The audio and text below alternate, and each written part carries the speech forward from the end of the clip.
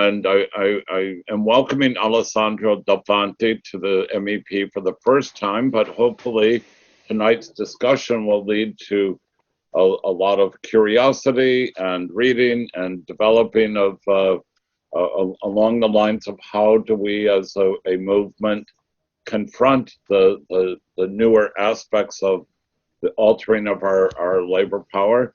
And I'm very much looking forward to hearing about what Alessandro has in the book. I could not get a copy on time. The supply chain question has my copies in delay. We ordered about 6 weeks ago, but they're not here yet. But I have not read your book, Alessandro, so you're going to have to explain it to all of us, not just. So I don't want to waste any further time. The book is called The Warehouse: Workers and Robots at Amazon. And Alessandro, thank you for coming. He's coming tonight from Toronto. Zoom floor is yours. Thank you, Michael, for the introduction. Thank you so much for having me tonight.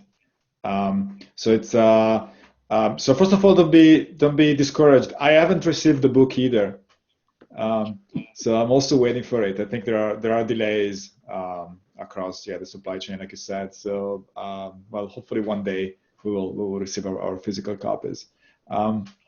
It only came out a couple of weeks ago, so it's also fresh off the press, so to speak. So okay, so the idea is that I'm going to take around 30 minutes and present some of the main findings you'll find in the book, and then I hope that there's going to be a conversation. I'm super happy to answer any questions, and also curious to hear what the audience thinks about the problem with Amazon, so to speak.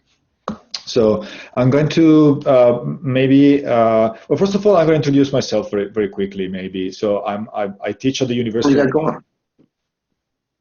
Michael, did you say something? No. Right. So I teach at the University of Toronto. I teach in a communications program. My research focuses on the relationship between labor and digital technology. I also used to be active politically in this area. So for many years, I was part of precarious worker movements back in Italy, my home country, before moving out to North America. I'm going to see if I can share my screen. Just give me a second here. I guess I have to do this. Okay.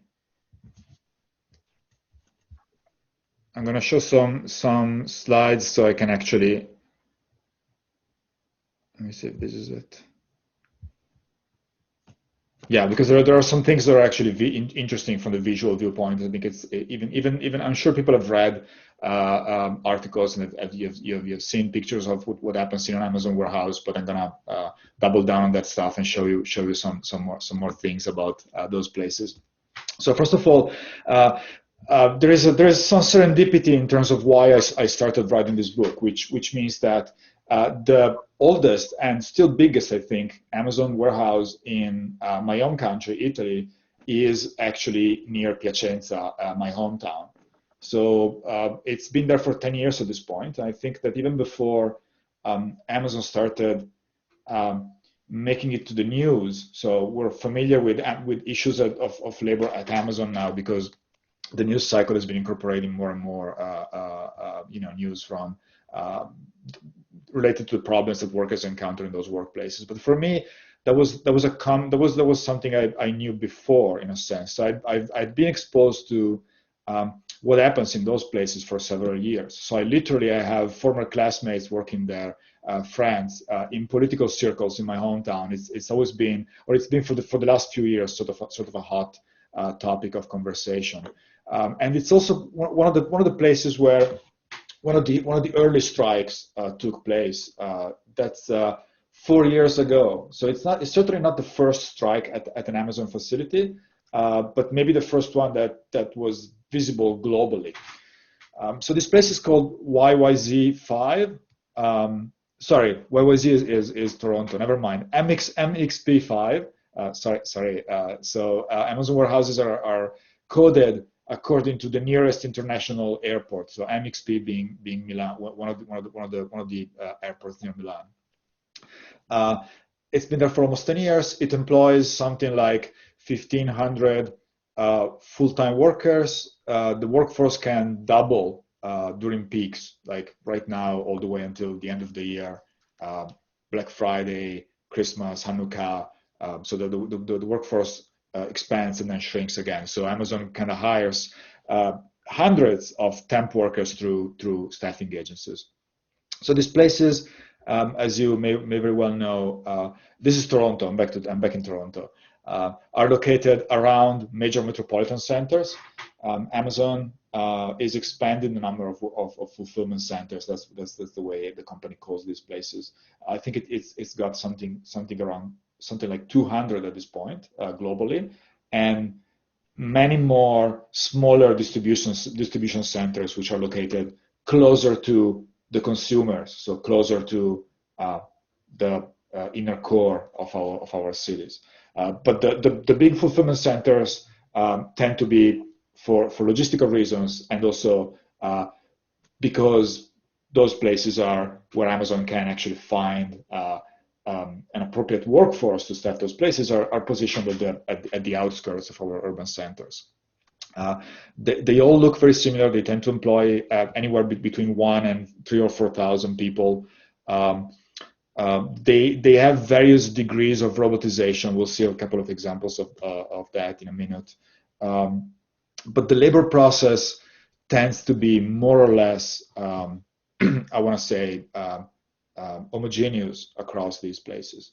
So this is the inside. This is the so-called pick tower. It's a multi-floor storage area lined with aisles and shelves, as you can see, where the commodities are stored. So this is the core of an Amazon fulfillment center. As you know very well, it's the biggest e-commerce company in the Western world, one of the biggest private employers in the world at this point, basically on par with major industrial capitalism corporations, and from the viewpoint of size and, I want to say, technological power, so ability to innovate technology, it's on par with the only companies that can compete with Amazon are Chinese giants like Tencent and Alibaba. Like I said, there are technology is used in different ways in these places. So I'm just gonna very quickly show you the main robots you'll see deployed in these places. These are so-called Kiva robots. This is a company Amazon purchased a few years ago. So they move shelves around automatically. So this is automation in terms of positioning the shelves. So this allows Amazon to use more efficiently the surface of a fulfillment center. So store more stuff per square feet. And also speeds up the labor of workers. So in this case, the worker doesn't walk around the aisles like they will do in this pick tower, but rather the robot takes them the shelf so they can store or retrieve whatever item Amazon's purchased or you have purchased from Amazon. So that's another image of the robots. So I think that while Amazon is often mentioned as one of the, well, I guess it's at this point like one of the symbols of a new form of degradation of labor in our societies, but I think it's also been presented as one of the companies that are so quickly innovating automation that it may participate very well in automating millions of jobs out of existence. So I think there is something about the increased rate of automation in these places making people imagine that they will be workerless at a certain point. So I think there is something about sort of this dystopian view of automation that we tend to see from Amazon in terms of destroying jobs. this is a even more dystopian kind of view of new automation at Amazon. Imagine you're ordering something, a drone comes, deliver your package to your doorstep, you're not home, comes again the next day, you're still not at home, gets pissed off, destroys your house. Sorry, just a funny GIF. But the point is that actually Amazon operations are based upon the living labor of thousands of people per warehouse. We're talking about 1.5 at this point, I think, full-time workers across the world, and probably twice as many during peaks, like right now. So this is very well ingrained in Amazon's corporate culture. So this is the main slogan that Amazon paints on walls inside warehouses. One of the slogans that Amazon paints inside walls. So work hard, have fun, make history. The work hard part, is very clear to Amazon workers. So it's a demanding physical job, as you know. It's mostly based on speed and efficiency and productivity in order to allow Amazon to keep promising us increasingly unreasonable delivery times for any kind of commodity, 3 days, 24 hours, 2 hours in certain cases. So this trickles down to the way in which workers work in these places. And even with the introduction of new automation, Amazon is not shying away from making it very explicit that they will still require masses of workers working in those places. So maybe there is something about displacing labor, and we'll see a few examples of the new technologies they're introducing in the workplace, but certainly nothing about erasing labor out of existence or automating labor out of existence. So in my research, I've been working on some of these dynamics. So on the one hand, I interviewed quite a few Amazon workers, especially at MXP5 in Piacenza, in my hometown. In many cases, these were politically active workers. So maybe my analysis is a bit skewed in this sense. So, but anyway, one of the main things I did was interview many Amazon workers. I also interacted with this corporation in other ways, like for example, doing observations at the corporate fair that Amazon organized or used to organize, because it's been suspended with the pandemic. But the big corporate fair Amazon used to organize in Las Vegas, where they would showcase new technologies ranging from spacecraft that of course Jeff Bezos is famously building, all the way to automation to be introduced in Amazon warehouses for the purpose of running the logistical operation, their e-commerce operations. And then I've been analyzing their technological infrastructure in other ways. For instance, analyzing the patents they own for new technology to be introduced in these places, and we'll see examples later on. So I think one of the main findings I want to say is the idea that the introduction of technology is all geared towards increasing productivity, squeezing more value out of workers, increasing the management's ability to surveil and control politically its workers. So those are things I think are the two main. Who's here? Okay, don't let the dog out. So or the other one in. Someone has got their microphone on. Whoops.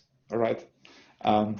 So sorry, I was saying that two main goals of the way in which Amazon deploys technology in these workplaces, I think, are again productivity, so squeezing more, maybe three: productivity, squeezing more value out of workers, speeding up their labor. Number two, political control, so monitoring workers more strictly, and we'll see examples of that. And maybe number three, fostering turnover, allowing the company to include new workers very quickly into production processes. So I don't think I'll have the time to delve deeply into all these different processes, but we can keep this in mind maybe for questions. So So the main, wait a second, the main instrument of labor is a barcode scanner. This can be a handheld scanner, pretty much similar to what like a supermarket cashier would use, or it could be a wearable, like smaller devices that are mounted on, on your wrist, for instance, that you just wear on your wrist. But the point is, or also like in some cases there are workstations where the scanners are fixed, are attached to the workstation. But the point is, the main instrument of labor is a barcode scanner. Whether you're storing commodities into the warehouse or whether you're retrieving commodities to be shipped to customers, this is the main instrument you would use as an Amazon worker. This instrument is run by the algorithms that underpin the organization of labor within the warehouse, and it communicates with workers, tasking them with things they have to do. So, for instance, go pick these wireless headphones. Okay, this is just of course, it's a cartoonish kind of image. You can imagine it would also tell you, go to second floor, third aisle, shelf X, cell number 45 or something like that. It gives you time to perform these tasks. So it can be a bar that shrinks or a countdown. And as soon as you get to the commodity, let me see if I can produce an example here. This is very small, but say you're buying a pen. This is too small to have a barcode on it, so it's not the best example. But you go to the cell where the barcode scanner sends you. You scan the barcode on the pen, put the pen into your bin that you're carrying around on a cart. Scan the bin. The system at this point will know that you have retrieved that item, and the item will be eventually sent to shipping. Pretty much the same if you're storing something. So this is the worker. These are the cells in a typical Amazon warehouse. Same if you're storing something. So you're walking around, take this pen, decide to store it in a certain cell. You scan the pen first, then scan the barcode on the cell. The cells also have barcodes, and then store the pen. And the system now knows that this pen is stored in a certain position in the warehouse. So on the one hand, this is a very basic kind of like form of organization of inventory that is not uncommon in warehousing. It's not been uncommon in warehousing for years. What Amazon has done here that's particularly interesting, according to me at least, is that Amazon operates an inventory which is called chaotic inventory, which means that there is no specific area of the warehouse where all pens are stored, or all coffee mugs are stored, or all toys are stored. Actually, workers are tasked with positioning single copies of the same item, spreading them across the peak tower, spreading them across different shelves and in different cells. So this allows Amazon to be more efficient, because if a certain item is in high demand, there won't be any bottlenecks in terms of different workers going to a certain area of the shelves to retrieve it. And also because it's going to be spread out across the warehouse, several workers, these places are gigantic, of course, so several workers working in different areas of the warehouse, they will all have access to some copies of the same item. So this is key to, on the one hand, the scanner and the softwares running it are key to the idea of making people more productive. So in many cases, the commands you receive from the scanner, again, will give you a very limited amount of time to, for example, pick my pen that I have ordered. So workers will describe rates that may be as high as 80 or 100 items picked per hour. So imagine walking around carrying a cart, your scanner bugging you, the bar shrinking, and you knowing that if you do not meet your rates, you may be disciplined, you may be fired, or you may be your contract may not be renewed, or management may call you for a one-to-one meeting where they're mad at you and they kind of police you. So on the one hand, this is not very dissimilar from the apps used by gig economy companies. It's just like through the scanner rather than your a phone app. Something interesting, I think, it has to do with not with speeding up labor, which tends to be one of the first things you see when you talk to these people, like how fast the rhythms of work are. Another interesting, I think, phenomenon is how this chaotic storage system is used to de-skill workers and thus allow faster turnover rates. So no human being knows where the stuff is in an Amazon warehouse. It's too complex. Because of this chaotic storage system, there is no way for anyone to know where the teddy bears are. They're spread all over the warehouse. So only software can incorporate knowledge about the geography of the warehouse, so to speak, so where the stuff is in the inventory. So this basically takes away from workers one of the key abilities they would have in warehousing in the past, or they will still have in other companies, knowledge about the organization of inventory. So this facilitates Amazon's ability to rely on very high turnover and a very precarious workforce, and thus burn through its workforce. We have data from the States saying that in certain Amazon facilities, the turnover may be as high as 200%, which means that each position is filled on average by 3 people in 1 year. So each work, or if you put it differently, each worker is replaced twice in 1 year. So there are of course many other factors behind this, Amazon's ability to rely on very high turnover, and we can discuss the reasons why, of course. So it's not just the technological infrastructure to deploy. Of course, there is something about widespread precarity, unemployment, Amazon positioning its warehouses where masses of especially migrant racialized workers live. So that's like a huge reserve army, to use Marx's word, at their disposal. But the technological, so it's about the laws and it's about the politics of a certain country, of course. But there is also something about the technological organization of labor that makes this possible, or easier for them at least. So I think I have only 5 or 10 minutes before I should start slowing down. So I kind of wanted to very quickly, I'm assuming you're familiar with some of the more political dimensions of Amazon labor, so I'm gonna leave that behind for a second, and I'm gonna move to something that I think is interesting, you may not be familiar with, which is Amazon's plans for the future in terms of the deployment of technology.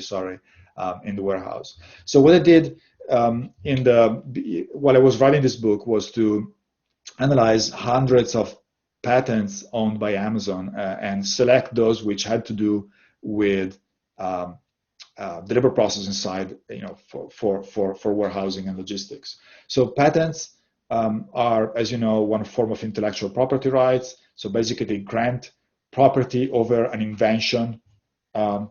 They give you monopoly over the development and use of that invention. Amazon owns thousands. They actually deposit thousands per year. So it's a major producer of these objects. So these are tricky documents. On the one hand, they're very rich. You'll see they describe the technologies in detail. They show you images and drawings of the technology. So they're very, very rich, very interesting to see. I want to say Capital's plan for the future use of technology in the workplace. On the other hand, you have to take them with a grain of salt. Some of these technologies may never be developed. In some cases, the goal of a patent is preventing competition from developing this technology. You may not be interested in doing it yourself as a company, but it's more about preventing your competitors from actually developing similar technologies and then being ahead, one step ahead of you.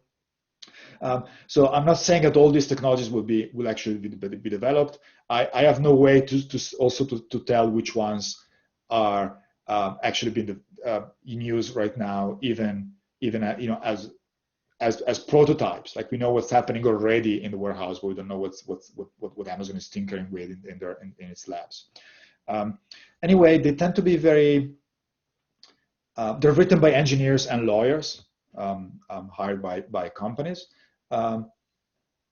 They tend to reveal also some not only technological plans, but also ideological or political plans, if you want to put it that way. So, for example, I found patents where Amazon were, in writing, you will, for futuristic automation, but still the patent would include sentences like, but human labor is cheaper and more flexible, so it's never going to go away. So there is certainly, the company is conscious that human labor is here to stay, and these technologies may actually be used to, again, make it more productive, squeeze more value out of it, make it more easily replaceable, but it's not going away. Some concrete examples. So some are very futuristic, like this Airborne fulfillment center imagines this like floating warehouse. You can imagine it like positioned over a football stadium, and then drones will deliver popcorn and team jerseys to the crowd below. And then, of course, you have other patents for the system that inside this place will load and recharge the drones, for instance. But again, we may never see this developed. Other technologies are more interesting from the viewpoint of seeing which actual concrete plans Amazon has. So, for example, this is one of the quotes that I was talking about, comes from a patent they own. Automation is expensive and time-consuming to implement, unlike a human workforce. So it is inevitable that the paths of the robots and humans working in the warehouse will cross in the future. So some concrete examples of how the robots and the humans will actually cross paths in the warehouse of the future. So Amazon owns patents that are. This is a typical example of a technology that's which goal is speeding up an already extremely sped up form of labor. So this is it's an augmented reality interface. Imagine wearing goggles that project on top of your natural field of vision cues about the direction you have to take in the warehouse.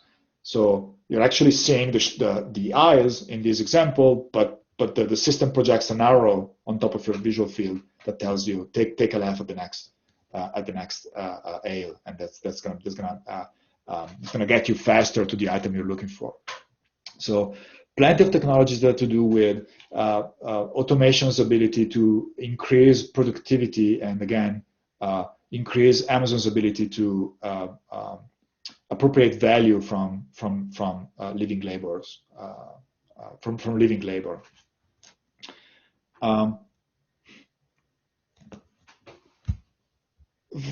Wearable technologies. So this is kind of famous. I think there were a few articles a couple of years ago when this was first found, when it became known that Amazon had owned this patent. So this one is for wristbands that vibrate to give you cues about the way in which cues about your hand's position in space. So they analyze your hand's position in space, and then they vibrate to tell you whether you're moving your hands towards the correct cell on the shelf. So this again is about speeding up. We're talking about, I guess, fractions of seconds, but speeding up the process of reaching a certain cell to grab a certain item that's been ordered by a customer. Some have to do with control and workplace surveillance. So this is the same augmented reality device in a sense, but in this case it's a manager, it's a supervisor wearing the goggles. So when the supervisor looks at a worker, the technology projects onto their field of vision information about that worker. So the technology, first of all, uses face recognition techniques to attach a certain face to a certain identity that's stored in Amazon's databases. So who is this worker? And then when the system will project information about the worker, making it immediately available to the supervisor. So in my book, I talk about this as a form of augmented despotism. So a way in which technology is used to strengthen and augment very human forms of political control. So right now in Amazon warehouses, workers already are transparent, meaning that management has access to live information about their speed, their breaks, their bathroom break or lunch break. So for how long they logged off the system, how many items are they picking or storing per hour, and this information is used, of course, to control politically the workforce. So new technology Amazon plans to introduce in the warehouse may actually strengthen this ability to augment managerial despotism through, for instance, augmented reality technology.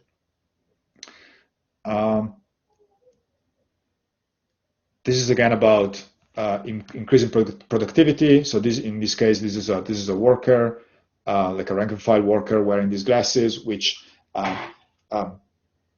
capture data about the position of items on the shelves, and then this data is sent to the central software system that crunches, and an algorithm crunches this data, analyzes how objects are positioned three-dimensionally in a certain cell, and then tells the worker how to store that box, in which cell and in which way, so to make the use space more efficiently. A couple more. Interestingly, many patents take further these some techniques already used by Amazon and by other corporations, which rely on workers to generate precious data that can actually make the technological infrastructure run more smoothly. So right now, like I said, if you're walking around, you have to store a certain number of pens. You go and store them in different places in the warehouse. You record their position with your barcode scanner. At that point, you have no knowledge anymore of where this stuff is. But you have told the software system about the position of your pens in inventory. So you have basically the software system has used you to capture information about where the stuff is. So there is something like I'm calling something like, instead of automation, I don't know if you remember Marshall McLuhan's idea about media extending human senses, right? So I think he would use the image of a hand holding a hammer that extends my ability to actually nail something to the wall, something like that. So I think I'm kind of flipping the picture here and describing this phenomena as automation which is extended by humans.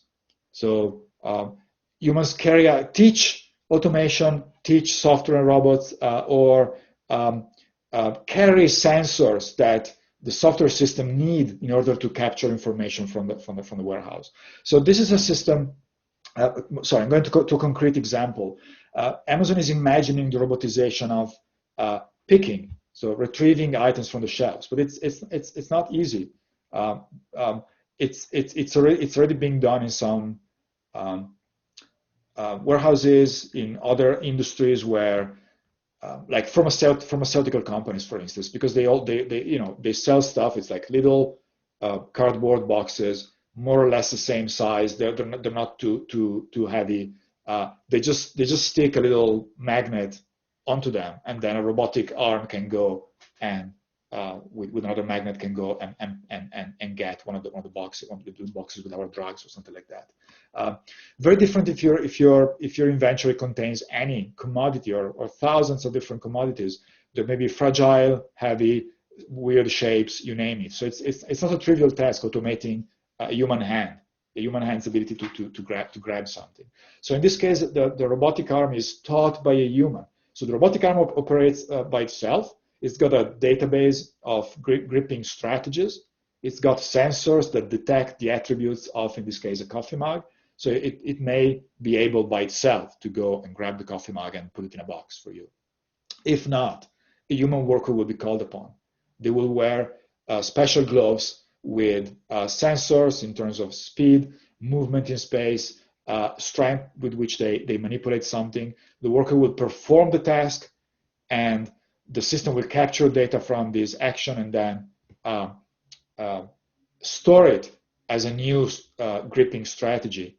And then this strategy can be used by this robot in the future and shared across the network of warehouses Amazon has across the globe. So all your robots will be able to actually use this strategy. This is maybe the last one.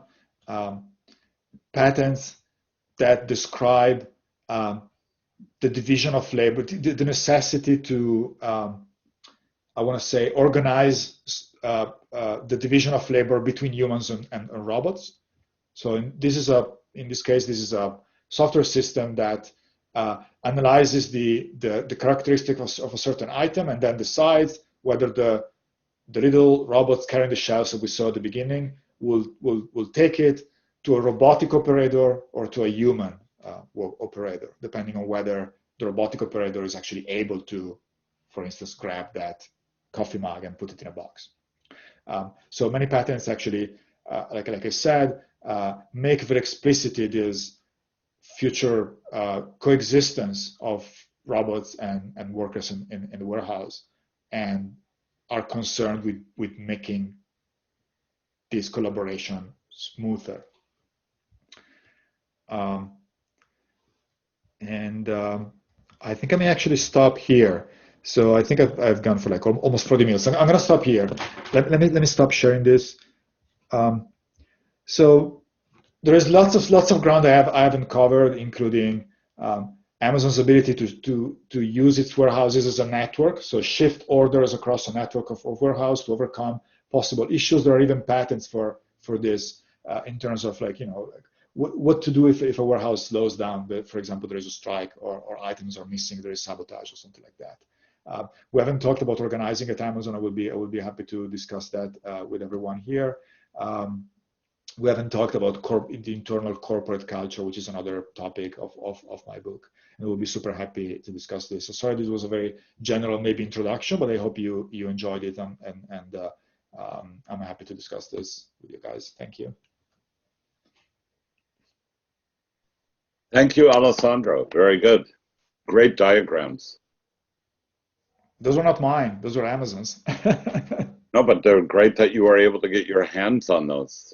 Yeah, I didn't specify. These are public documents. So an inventor needs to make this public, because if I claim I developed this technology, and maybe you, Michael, need to see it because maybe you developed it 2 years ago, and then you can claim that my technology was actually copied from yours. So this is publicly available material, which is why it's so interesting. You can delve into all this stuff. Thank you. If you can, write the word stack in chat or raise your hand with the reaction icon, and your question and comments questions and comments will be taken up. So yeah, in the meantime, there was a very early question from Christine, and sorry, I wasn't following the chat. The first warehouse I showed, which is the warehouse where I did most of my research, is in Piacenza in northern Italy, which is my hometown, and it's still the first and still the biggest warehouse in the country. do the Amazon trucks damage the bridges in Piacenza, which are beautiful bridges?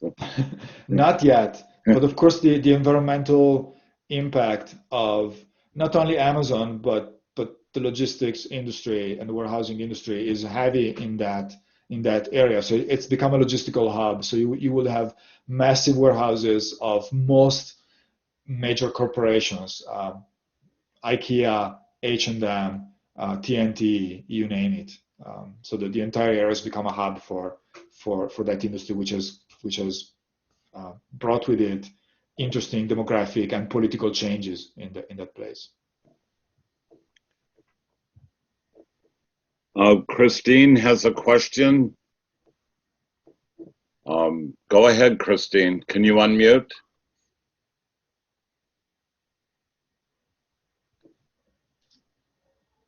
Yes, I'm wondering about organizing possibilities in either Canada or Italy. Any thoughts on that, on those possibilities? And also Nikos has a question. Nikos, so you can take two at a time. Go ahead, Nikos.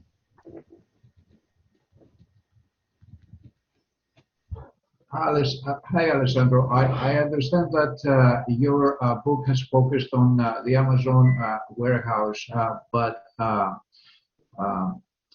you also said that you interviewed people who workers who work in the warehouse.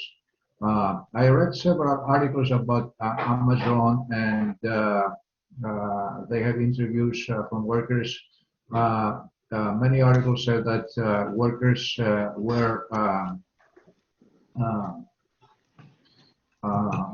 were forced to work under very, very hard conditions. Many of them became homeless because they lost their jobs after they had accidents inside the warehouse. Many of them were forced to go back to the same positions they worked before, although the doctor had given them permissions to work in lighter jobs. Also, some of them committed suicide, I read. Can you say something? Can you elaborate a little bit about your discussion, about the discussions you had with the workers? Yeah. Okay. So should I answer this too, Michael? Yes. So if you don't mind, I'm going to invert the order, and I'll start with Nico's question because it folds into Christine's question. So I think one of the main one of the main answers I would receive from an Amazon worker in terms of when I will ask how is your job, what are the main problems in your job. One of the two main ones is pressure, rhythms of work, and thus injuries. So for sure it's a major problem. So and this is related to, like I said, to Amazon's willingness to promise its customers increasingly, like I said, unreasonable delivery times. So because your package has to be on your doorsteps in 4 hours, someone has to shoulder that. So the cascade of effects that start with you ordering something from your computer to the box being on your doorsteps in 12 hours, 24 hours, whatever it is of course, like, heavily relying on having a heavy effect on workers in the warehouse. So the pressure to make rate is nothing new. It's been there in the entire industry of industrial capitalism, for sure. So what's different is that there's this just-in-time model, whereas orders are king, and Amazon has another slogan for this, which is customer obsession. We're obsessed about customer experience, and everything else has to adapt to that final goal, which is delivering the smoothly and cheap to the customer and quickly. So materially, this of course means it's a physical job. It's sped up technologically, and there is lots of pressure to make rate, increasingly unreasonable rates. So this of course means injuries. So this is, again, this is nothing new in the history of industrial capitalism, the violence of capitalism in terms of squeezing value out of people's bodies, and then imagining these bodies or treating these bodies as disposable. Nothing new here. So for certain injuries are a major problem. So I could give you stories from my own interviews, but there's even data collected about even data self-collected by Amazon that says that their injury rates are much higher than the average in the industry. And the more a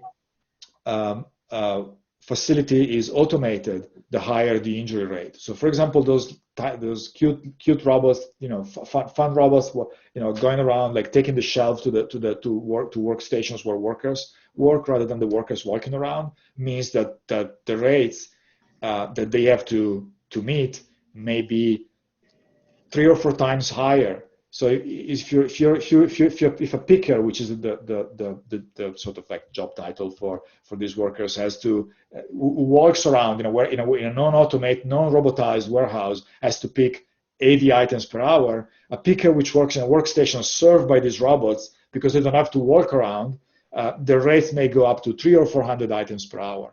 So it's a race against time. They can be policed and they can discipline if they don't meet those rates, and this transforms into injuries. It's also a physical and repetitive job.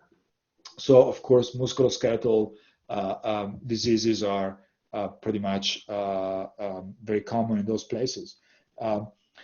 Interestingly, while of course Amazon workers have been arguing that maybe the company should slow down the rhythms and give workers more power over the rhythms of labor, and maybe give workers more power over deciding which tasks they may perform on a certain day, Amazon responds to this as being the introduction of more automation. So I want to say a few months ago, just before the summer, Amazon presented this new software system that analyzes the movements of workers and then shifts them around depending on changes their tasks, automates the decision of moving people from a task to another in order to make them perform different movements and thus reduce the risk of injury.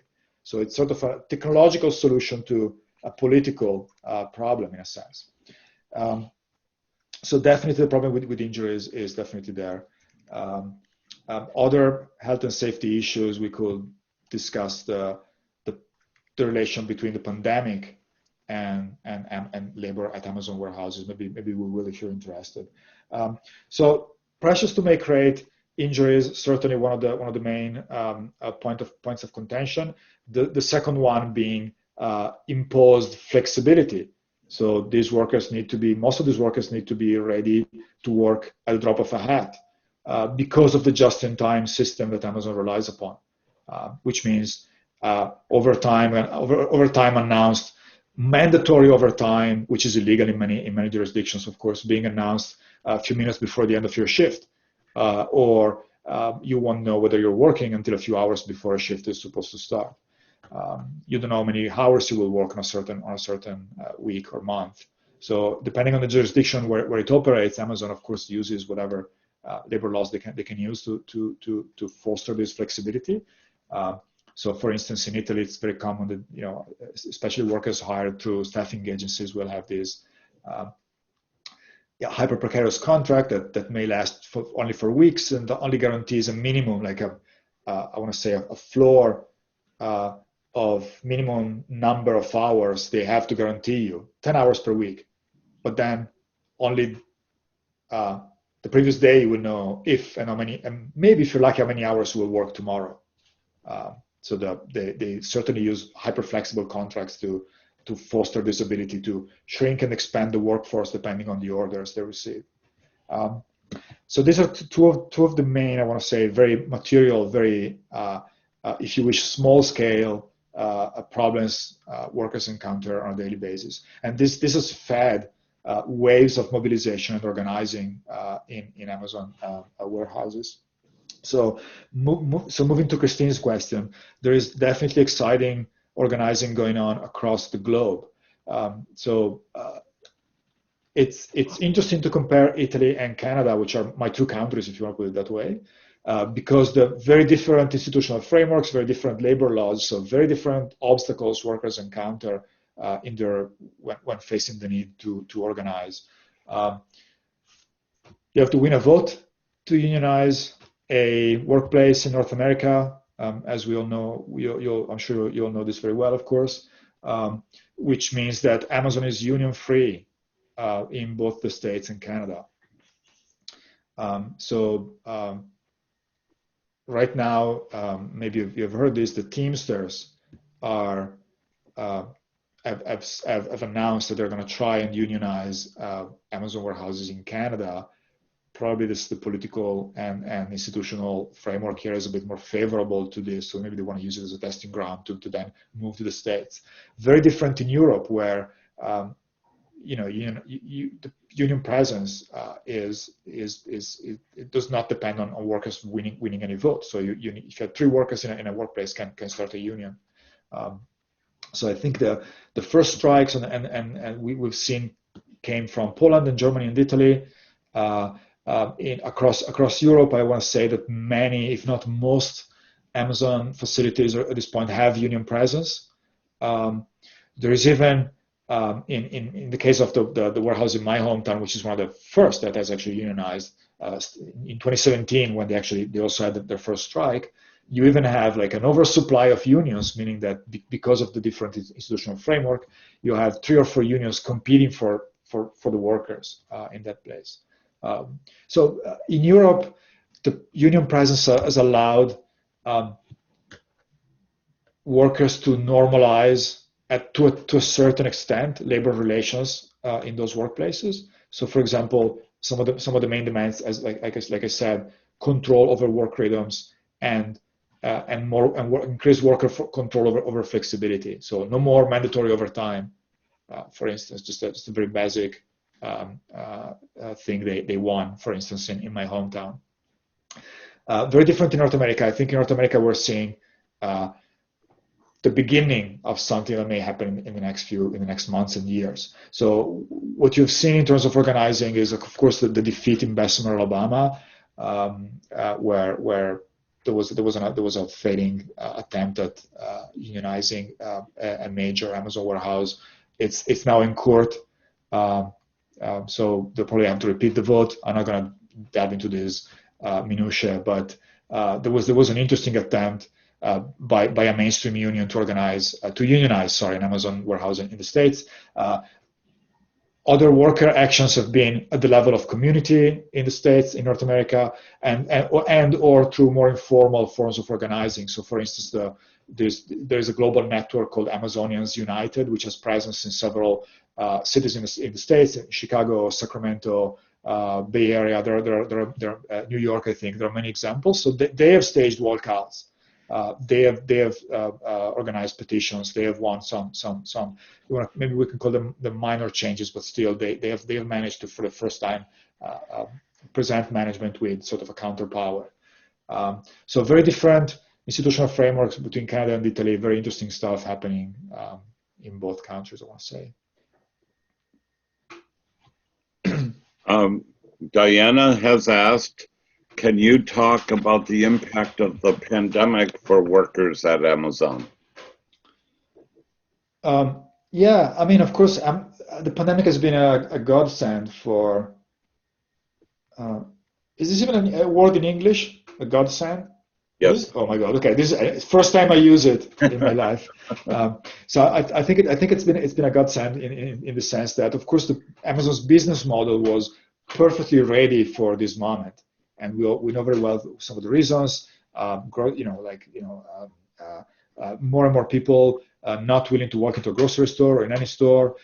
So all of a sudden they had a boost in demand, and on the other hand, also a boost in terms of available workforce. So massive unemployment, of course, triggered by the pandemic. So there is this situation where they have both the workforce, this flexible, desperate workforce at the disposal, and then on the other hand, major bump in sales. So it's a perfect example of what Naomi Klein would call disaster capitalism. So the capital's ability to profit from major disasters. It's not the first time for Amazon. It's one of the main companies that survived the dot-com bubble back in the late 90s. Basically scooping up other e-commerce companies that went bankrupt back then. The financial crisis in 2008, 2009 also kind of freed workers for Amazon to hire. So I think there was also like a major moment of growth in terms of workforce for Amazon in that specific crisis. The pandemic is just another example of capital's ability to exploit whatever positioning they have that can allow them to profit from a crisis. Again, this trickles down to what happens to workers. So especially at the beginning of the pandemic, I think the situation was pretty dire for Amazon workers. again, to stick to a local example, my hometown was one of the very first epicenters of the pandemic, unfortunately. So curfew and ambulances running day and night, and like thousands of people died in such a small province. And Amazon workers were, of course, essential. So they overnight they found out they were essential workers, and the warehouse could not stop. There were instances where this is a story I present in the book, where for instance there was a video going viral on WhatsApp. It's a text messaging service, with this Amazon delivery worker.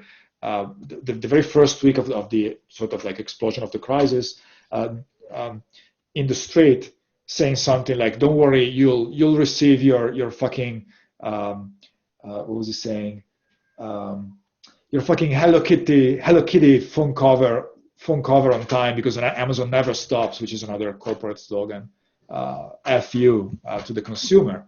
But of course, that rage may have been directed towards the wrong enemy in a sense, because while consumers, of course, started using Amazon for much more than in the past, the company was actually making profit out of that bump in sales and Amazon workers becoming essential. Health and safety measures were, of course, not really used by enacted by Amazon at the beginning of the pandemic. In Italy, where workers have that luxury, many people used absenteeism to kind of protect themselves from these like new and still unknown threat. So people just deserted the warehouse, calling in sick, or not showing up. Very different from places like the States, where you just can't do that. They'll just fire you, right? So I think that it was a very stressful moment. Many Amazon warehouses have suffered major outbreaks. Here in Toronto, public health actually shut down an entire Amazon warehouse because of the case count among the workforce. I think the situation is a bit different now, but there were a few months where it was pretty bad. I think that this showed, and then I'm going to stop here. And I'm repeating myself, but how disposable, how Amazon sees workers as disposable. Nothing new in the history of industrial capitalism. New things factoring in here, though. So, I don't know if I'm pronouncing this person's name correctly, Mariar, and I also have a question. Mariar is asking, and he doesn't have a microphone, does Amazon use technology to prevent unionization? And my question is kind of related to that, Alessandro, in that you had mentioned that floor robot that moves shelves was a company that Amazon acquired. So that makes me feel, understand that Amazon is now manufacturing those robots someplace, if they acquired that, or did they farm all that out?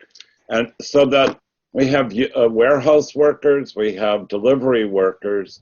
There must be a huge type of administrative staff, along with all these other manufacturing locations. In any locations around the world, are the workers uniting as Amazon workers in general? And also, as a logistics organizer, you must have some experience with this, in that if you organized in Piacenza, I think that's where UPS and DHL and these others have things going on. Can you hear me? Yeah. Oh, there's weird stuff going on with the computer tonight. So I'm just wondering, with all that manufacturing taking place, are these places going to be split up into a bunch of different organizing efforts? I know that in the U.S., Capitol likes it when there are 12 different unions in a place, because they can piecemeal attack each one and all kinds of things. A united workforce would be a much bigger animal for them to contend with. And I don't know if Dina Leibowitz has a similar related question, but go ahead, Dina. You need to unmute. Thank you. Hi. Actually, my friend Dee here has the question. Hi, thank you to everybody on. This is so great. Thank you so much. Yeah, so I've been working a couple years in a grocery, sort of mid-sized grocery store, and we take turns like doing all the tasks.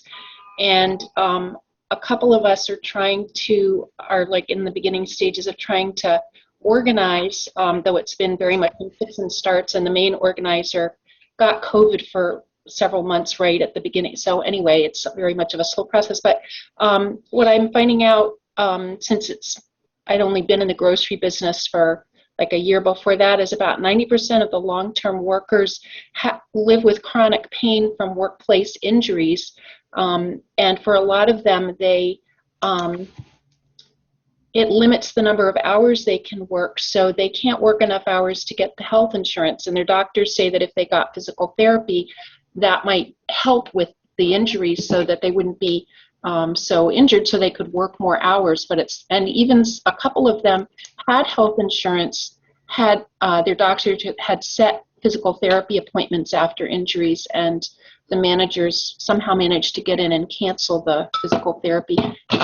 Anyway, it just seems like it's, this is a common thing that happens, but the description of all of the technology in the Amazon warehouses, I mean, it all just seems like a huge OSHA violation. OSHA is supposed to guarantee a workplace that is safe and healthy for the workers to work in, and it seems like that all of that is everything but healthy and safe. So I guess, I know that OSHA probably doesn't have any teeth given our current situation, but anyway, that was pretty much it. Thank you. Yeah. Thank you. So, and I'm also seeing Beryl's question, which I will answer together with questions from Miriam and Michael. So starting from, sorry, I didn't catch your name. Dina's friend. I'm gonna call you Dina's friend. Can you repeat? You have to unmute. I'm D-E-E-D. Okay. Hi, thank you so much. Hi. So one of the things I want to say is that, okay, first of all, there is, of course, differences because of different institutional frameworks. Like healthcare is not a problem in Italy. There is no health insurance needed. Same in Canada. It's very different from the States. It's not the same in Canada, but it's certainly Canada is more similar to Europe than the States in terms of healthcare. We know this very well, of course. There are major differences. I want to say that something that we can maybe see as a sort of a common thread is, again, the idea that even though this is a high-tech, automated, kind of futuristic workplace, still it's unsafe and unhealthy work. So I think there is something with these like big tech digital corporations about them sort of recreating some of the problems, some of the way of organizing labor that are typical of especially early industrial capitalism, and then changing them through digitizing some of this process, some of the labor process, and making it more efficient and whatever, but still relying on bodies that will break down.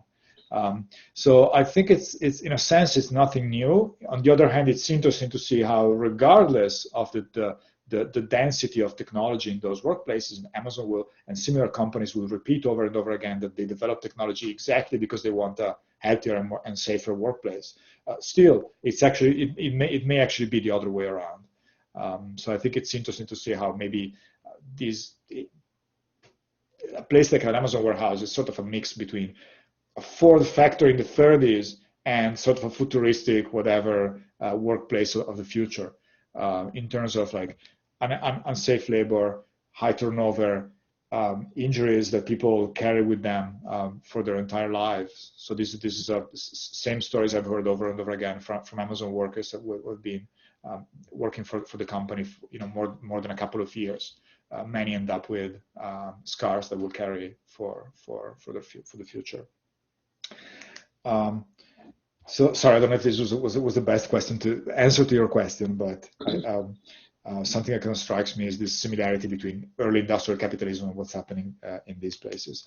Coming to the other questions, so Mariar the use of technology against unions. I don't think there's a single technology that's developed to prevent workers from organizing, but certainly the entire technological infrastructure, when it's geared towards worker surveillance, monitoring very closely their productivity, knowing very well when they take breaks, and stuff like that. That can be used, of course, to prevent unionization. So, for instance, Amazon has been known and has been known for firing organizers, justifying these layoffs through logics related to productivity, for instance. The turnover itself, which is again fostered technologically, has to do with this difficulty in terms of organizing. So, like an organizer from the West Coast in the States told me, well, it takes them a while to become agitated enough, but when they've been here long enough to be agitated, they've also been here long enough to quit. So there is something about turnover preventing the creation of a stable workforce, and thus the creation of worker organizations that can last in a workplace. Amazon is also developing technology that specifically used that targeted for targeting workers, surveilling workers. It can be used for political purposes or for other purposes, of course. So, for instance, there are AI-powered cameras that are deployed in these warehouses, and Amazon is selling this technology to other companies too, that are meant to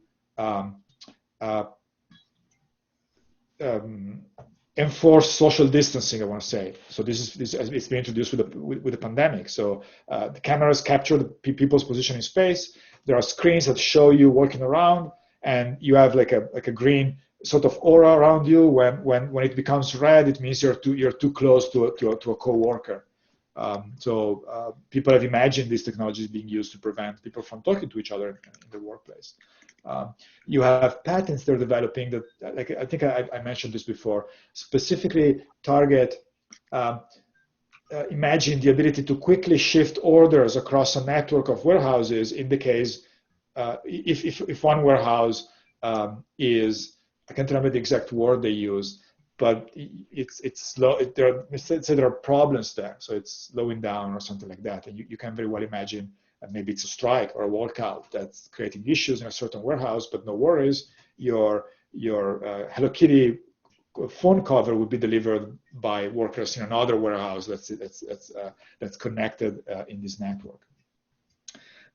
So I think it's definitely technology augments management's ability to control workers, and Amazon is willing to use it to prevent unionization. There is also more specific instances of actually Amazon hiring even the Pinkertons to spy on organizers. So we could discuss this forever, but definitely there is a willingness to use technology to monitor people at the very least. And moving to the last question, I think it's a question of organizing across the division of labor at Amazon and in similar corporations, I want to say. So I think there are two forms of division of labor. One is geographical, so people in different places, and the other one is across the different jobs. So it's more of a division of labor across different classes or different positions or different tasks people perform. And interestingly, I think both have been faced by Amazon workers. So I think Amazon workers have been more and more aware that they need to organize, I want to say vertically across the entire division structure of the company, and then horizontally in space. So workers in Piacenza, for instance, will strike initially in their own warehouse, but that didn't really hurt the company because they could easily shift orders around to other facilities. So I think the main examples I could give you of like a form of worker action that takes into account both these dimensions is the last strike that happened at MXP5, so the big warehouse in Piacenza, in my hometown. It was actually a national strike, so all the fulfillment centers participated, and it was organized across the entire supply chain. So warehouses, distribution centers, which are smaller warehouses inside urban cores, delivery drivers, truckers, and so on, even the call center, the national call center. So I think that's the case where workers managed to really slow down the operations of the company. We're talking about hundreds of thousands of packages not delivered in Milan, which is the main market for the company in the country. So I think I want to say there is definitely workers have this vision of the need to organize across the supply chain and regionally, if not globally.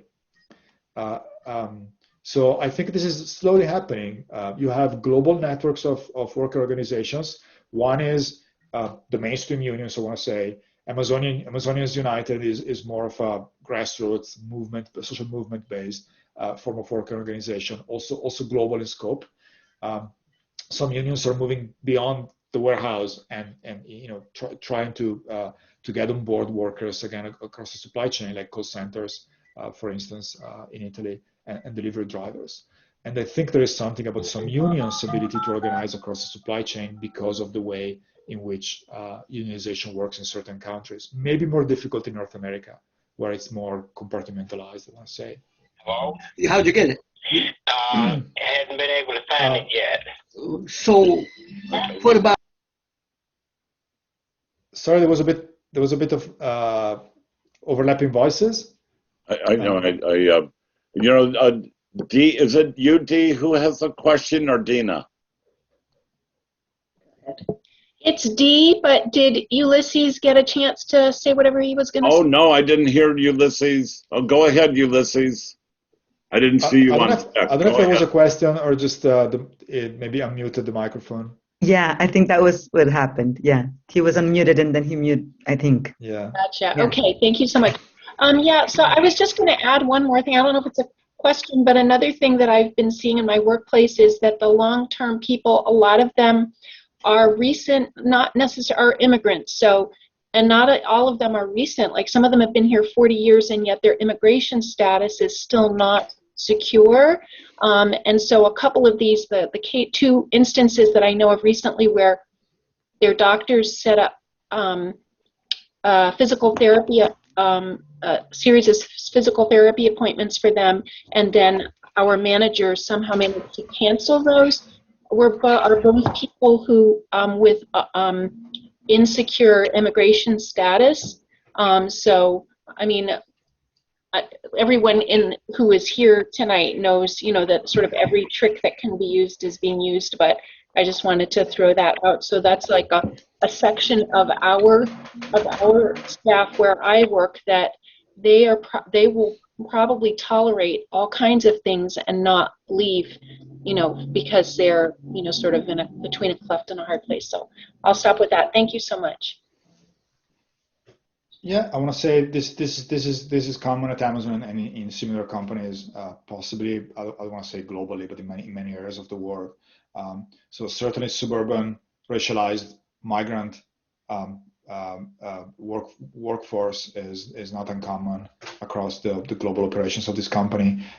Same in my home. The structure, the demographic structure, and immigration is very different in Italy from a place like the States or Canada. But the company has moved from a white Italian workforce to a highly racialized and more precarious workforce.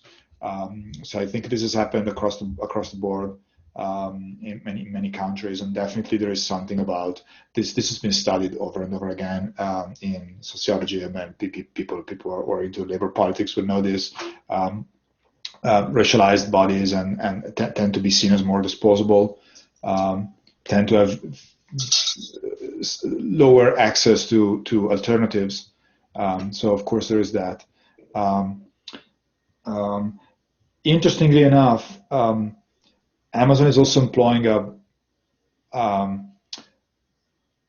a workforce which has lots of women. So very different from the traditional logistics warehousing industry, which is mostly it used to be a very masculine job.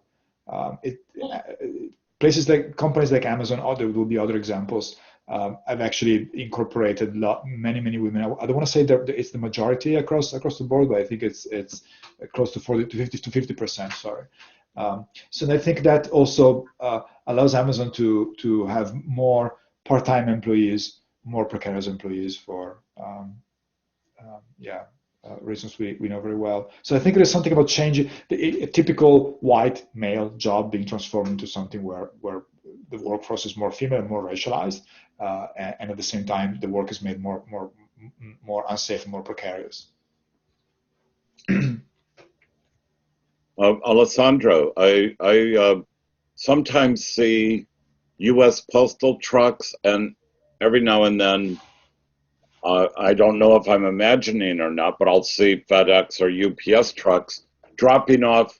Well, I'll see people coming out of the trucks, and some of what is being offloaded onto the streets of Manhattan will be Amazon boxes with the Amazon swoosh. And I don't know if that is something that Amazon has as a way of just when they need more capacity, or if this, I mean, there's probably a dual nature to it where if the drivers go on strike, they can employ the post office. Are you aware of any type, well, in the US, I guess it would be, I don't know if that happens in Canada or Italy, but is there some type of agreement with the Postal Service to take up the overload that Amazon has during its peak periods? And when I made that other comment about how they are so vertical and horizontal, it is the kind of company that antitrust laws were made in the U.S. against the Rockefellers, for example, who were doing the same kind of thing more than 100 years ago. But you have this Whole Foods chain that I don't know if that is present in Canada and Europe as well, but there are tremendous numbers of workers there. And Whole Foods has this legacy of being organic and healthy food, but extremely anti-worker, anti-union, and I think that may have been something attractive to Bezos, in that there was such a legacy of union busting and ferreting out whoever might be an organizer at Whole Foods.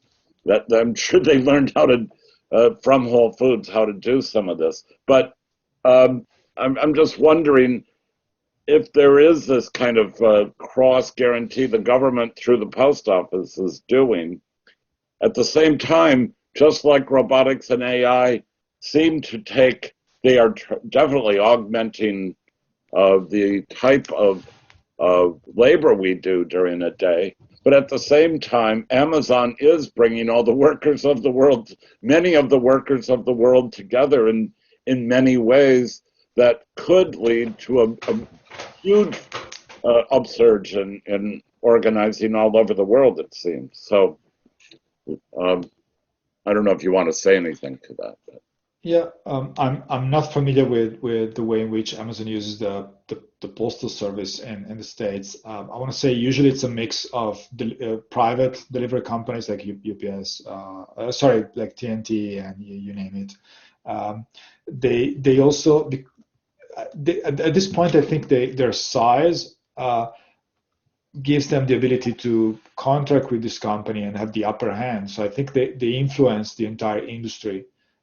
Something some of these companies are not very happy about, of course. They also have their own operation in terms of last mile delivery, as Dina was reminding us. That's the sort of the technical term. So, for instance, they have their own trucks and drivers, of course, in certain cities.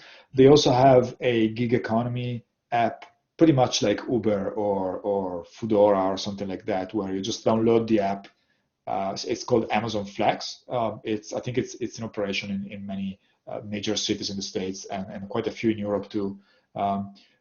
You download the app and all of a sudden you start delivering for Amazon with your own car. So it's very similar to Uber or Foodora or something like that. So I think they're expanding because of this the massive scale at which they operate.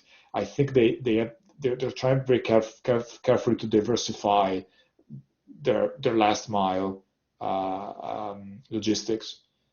So I think it's a mix of postal service, private companies, and now the new, it's been around for a couple of years, the new gig economy app. So I think they need flexibility there because, like you said, it's a possible bottleneck for them in terms of worker action, which was shown, for instance, in Milan during this strike like a few months ago. I think it was last March or April, where especially the small delivery centers downtown, which hire drivers as contractors, but those drivers are unionized. That was one of the main bottlenecks that actually disrupted their operations that day. So definitely there is that. They're also integrating, like you said, Whole Foods is another good example. This massive is okay. This company, sorry, is huge and very diversified. We didn't discuss this, but e-commerce may be the biggest and more visible thing they do, but it's not the most profitable one. So in terms of like clearing profits, e-commerce is on par with Amazon Web Services, which is their web arm, where they provide servers and space for people to have websites. Right? Many companies use Amazon's infrastructure to operate. Like Uber runs on Amazon servers. Netflix, I think, runs on Amazon servers. So Amazon Web Services makes the company as much profit as e-commerce, but it costs 10 times less. So, for instance, the real money maker is their internet service leg. Whole Foods, they now produce TV content. They produce gadgets, of course, like the Amazon Echo, Amazon Ring. There's quite a few actual material gadgets that they sell to final consumers and also to other companies. So the company is massive. Definitely, there is vertical integration in terms of, like, especially if you consider e-commerce, they own the servers which run the algorithms that allow e-commerce to exist in the first place. Then they own the warehouses, and then they're now expanding to the last mile. And then with Whole Foods, they're also like working, taking up like some space in the grocery within the supermarket industry. So definitely there is a sort like a major vertical integration process going on here. I don't know for how long that will last before they break them up. To be honest, there is no telling. If I wonder, one of the things I wonder once in a while is whether they will actually, if that happens, whether they will drop warehousing in favor of running the digital infrastructure, because warehousing, as like I said, return to investment is poor compared to other things they do. I was surprised when, I'm not being critical of Jacobin, but even Jacobin for their blogging and stuff uses AWS. Yeah, it's very common. It is an efficient way of doing things, I assume. Yeah, it's by far the biggest operator in the world. Yeah, so these are different kind of warehouses where they have their so-called server farms, connected through the global, connected at the global level. They're also staffed by a different kind of warehouse worker. Very few compared to the e-commerce operations, of course, but they're not. If you see them from the outside, they're not that different from fulfillment centers. Interestingly enough. So,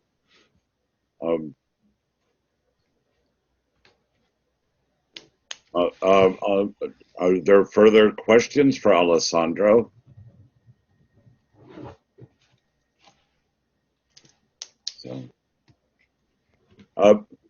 So Alessandro, thank you so much. And is there a closing? Is there a closing statement you would like to make on your book and when it will be available to us? There are a few people saying, "When can we get the book?" Here in Yeah, I mean, I think it's distributed. It should be distributed in the States right now. It only came out a couple of weeks ago, and because there are slowdowns in the supply chain, everything is a bit slower now. But I think it should be available right now. I don't know. Okay. People have bought it from Amazon, and they told me they had it delivered, which is one of the contradictions, of course, of like writing a book like this. The only thing I want to say is that I approach this as both like a scholar and also like a former labor organizer. And I hope my book does justice to what happens in those places and the experience of workers. But still, I come from the sort of Italian autonomist tradition where we think that workers possess the knowledge and they are the ones who should be in charge of deciding which knowledge is actually relevant and how to use it politically. So I've been trying more and more to, well, of course, my book is organized around like talking to them, but I hope that I wonder what other Amazon workers will think of the book. So that's one of the questions for me. I wonder if it's going to be reviewed and stuff like that. So if they'll trash me or not. So that's very interesting. But this specific book was also born out of conversation between me and mobilized workers in that specific place where I come from. So I think there is something about this book being very partial in a sense and partisan. Yeah. I have other questions, but I feel like I'm talking too much. That's why I'm being quiet. But when you just said you came from that tradition and you did do logistics organizing, I assume there are particular difficulties in organizing logistics workers as opposed to, say, auto workers or construction workers, or even I once did organizing of asparagus workers in Western Michigan, which you were able to go to the shape-ups in the morning and hand people things and talk and organize, but I don't know what is the life of an organizer in the era of digital-driven logistics out of cloud servers in the north of Canada or wherever they are. How does one do it?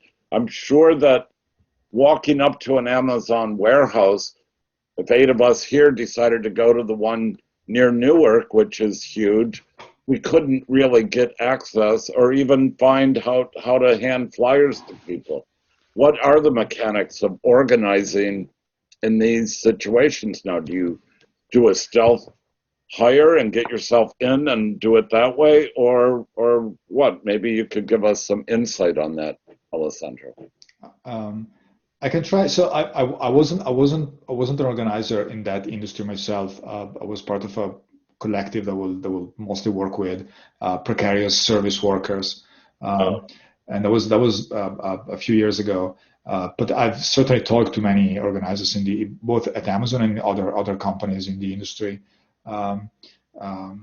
So I don't think I think one of the main problems is that this specific company has like this anti-union politics, where they will do anything they can to stay union free. And this is not new in the history of capitalism, in a sense that the problems they're facing are the same the workers have faced, especially precarious workers have faced for a couple of centuries now.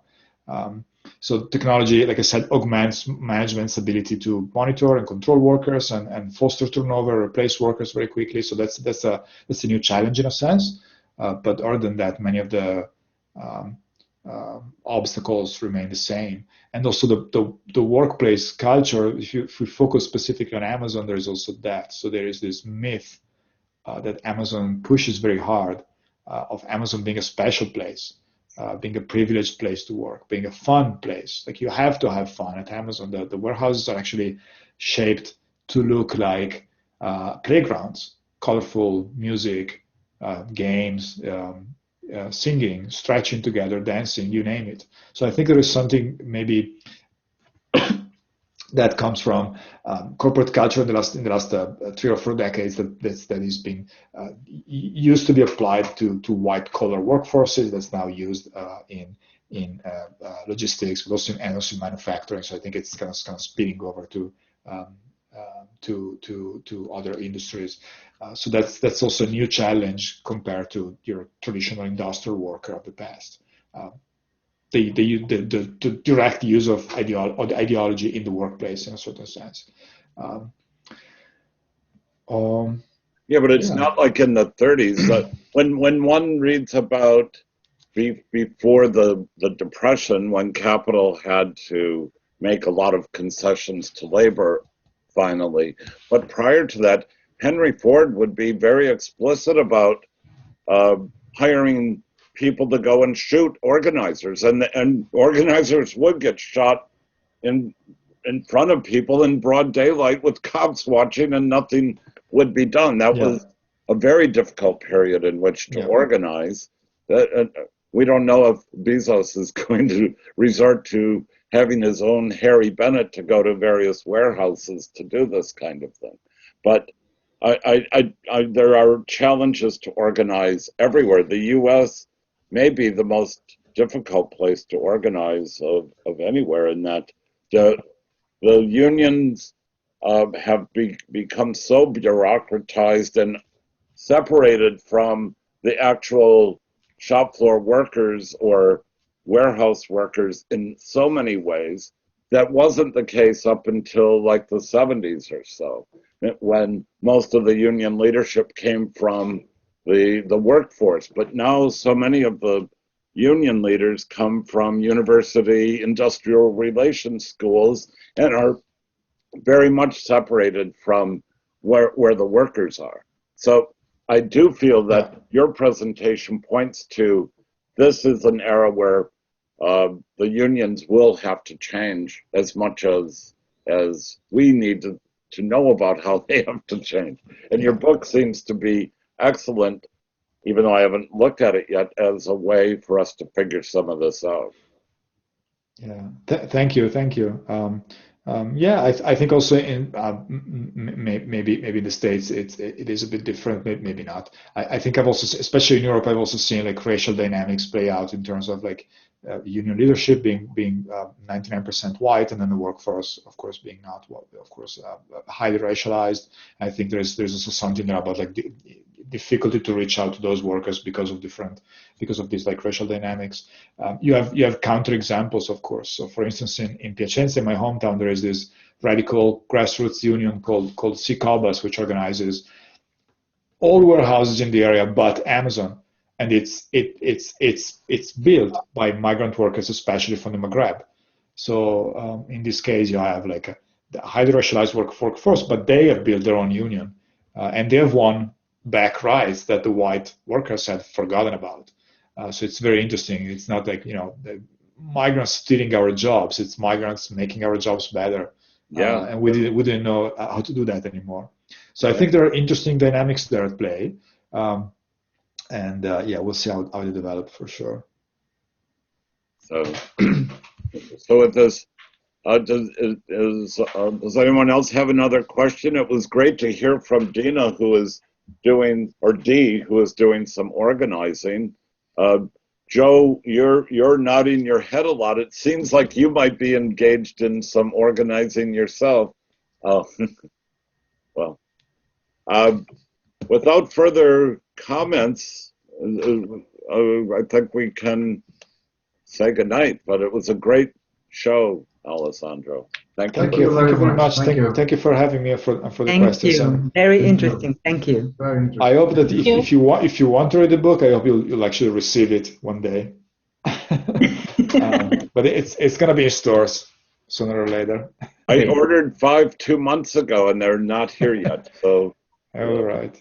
They are out now. When they come in, they will be in our book. We have an online bookstore, and we sell to people at very cheap with the media mail included. We don't ship via Amazon. It's Right. to the post office.